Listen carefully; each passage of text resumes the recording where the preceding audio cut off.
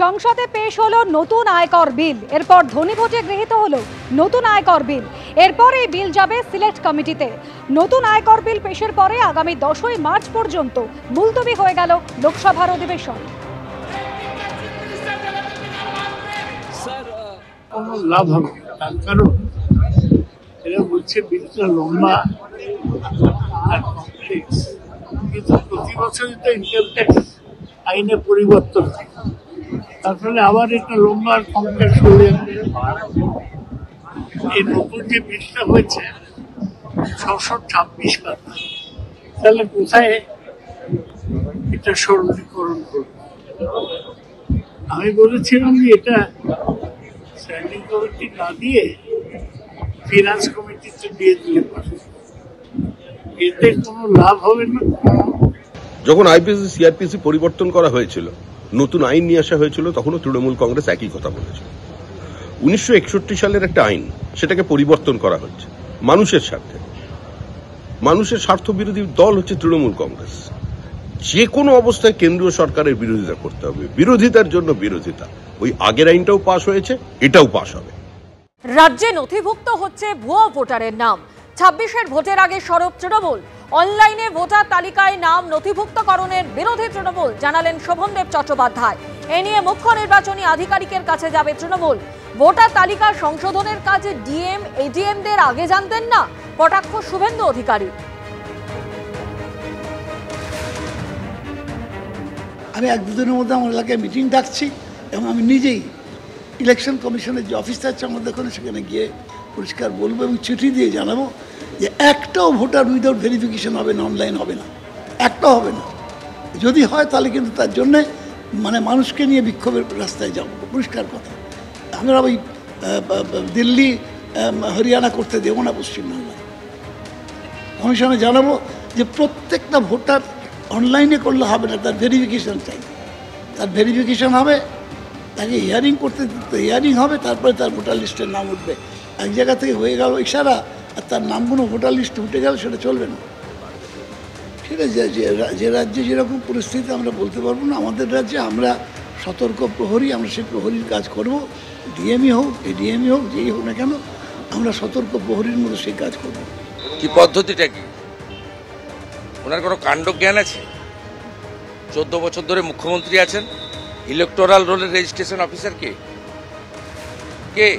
District magistrate. ওনার কোনো কাণ্ডজ্ঞান আছে? 16 লক্ষ ডুপ্লিকেট ভোট আমরা বের করে দিয়েছি, ডিলিট করাবো বিধানসভা ভোটের আগে। অনলাইনে ভোটার তালিকায় নাম নথিভুক্তকরণের বিরোধিতায় গতকালই সরব হয়েছিলেন মুখ্যমন্ত্রী Mamata Bandyopadhyay. In the name of online voter list, you are taking help from Election Commission and sending ED and CBI. I am not blaming them, but this is the Bhuture রাজনৈতিক দলের কাজ। I am not mentioning the রাজনৈতিক দল name. আমার ভাষায় ভুতুরে রাজনৈতিক দল, যারা এদের পাঠিয়ে বিহারের লোকেদের নাম তুলছে অনলাইন। কেন অনলাইনে হবে? আপনাকে ভোটার কার্ডে নাম তুলতে গেলে, আধার কার্ডে নাম তুলতে গেলে আপনাকে ফিজিক্যালি যেতে হয়। তাহলে বিজেপি 40 লাখ ভোট বাড়লো কি করে মহারাষ্ট্রে? আর দিল্লিতেই বা আপনারা কি করেছিলেন? একদিন না একদিন তো বেরোবে। শুনুন, অঙ্কটাকেও দেরিতে কষে, অঙ্কটাকেও আগে কষে। অঙ্কটা কষতে জানতে হয়।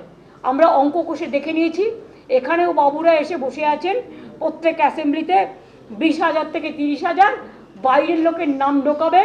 আর ইলেকশন কমিশন ইলেকশন করবে, সেন্ট্রাল ফোর্স দিয়ে তারা গার্ড দেবে। আর বাইরের লোকেরা এসে, যারা বাংলার লোক নয়, বাংলার ভোটার নয়, তারা এসে ভোট দেবে।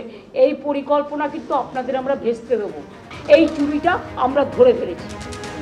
অনলাইনে ভোটার তালিকায় নাম নথিভুক্তকরণের বিরোধিতায় গতকাল মুখ্যমন্ত্রী মমতা বন্দ্যোপাধ্যায় কি বলেছিলেন রাখলাম আপনাদের সামনে। অভিষেক বন্দ্যোপাধ্যায় যেমনটা বলেছেন যে দিল্লিতে যে 70টা বিধানসভা আছে, সব মিলিয়ে প্রায় 4 লক্ষ থেকে 4.5 লক্ষ লোকের নাম অতিরিক্ত নথিভুক্ত করা হয়েছে, সেটা 7-8 মাসের ব্যবধানে। এমনই অভিযোগ করেছেন অভিষেক বন্দ্যোপাধ্যায়। মুখ্যমন্ত্রী অভিযোগ করছে 2026 ভোটের আগে বিভিন্ন বিধানসভায় 25 থেকে 30 হাজার লোক বাইরের রাজ্য থেকে এখানে আসছে, অনলাইনে আধার কার্ড এটা করেছে, এটা দিল্লিতে করেছে। আমি কেন বলছি, আপনি যদি দেখেন ভোটের মেশিনারি যারা সিরিয়াসলি করে তারা এটা বুঝতে পারবে যে দিল্লিতে আপনি যদি দেখেন ভোটার তালিকায় গত মানে 2024 লোকসভা নির্বাচন থেকে শুরু করে বিধানসভার দিল্লি নির্বাচন, মানে June, July, August, September, October, November, December, January, এই যে 8 মাসে 4 লক্ষ লোকের নাম নথিভুক্ত করা হয়েছে বাড়তি, যেটা গত 14 বছরে হয়নি। যেমন নিউ দিল্লি অ্যাসেম্বলি কনস্টিটিউয়েন্সিতে বিধানসভায় আপনি যদি দেখেন যে 2020 নিরিখে প্রায় 20,000 ভোটার কমে গেছে, মানে ভোটার লিস্টে 20,000 ভোটার কমে গেছে। আবার কিছু কিছু জায়গায় 30,000 ভোটার বেড়ে গেছে একটা বিধানসভায়। এরকম দিল্লিতে যে 70টা বিধানসভা রয়েছে সব মিলিয়ে প্রায় 4 লক্ষ 4.5 লক্ষ লোকের নাম এক্সট্রা নথিভুক্ত করা হয়েছে, এবং সেটা 7-8 মাসের ব্যবধানে। এটা আমার কাছে খুব একটা জেনুইন বলে মনে হয় না। কমিশনের ভূমিকা নিয়ে যত কম বলা যায় তত ভালো, গলা বিশ্রাম পাবে।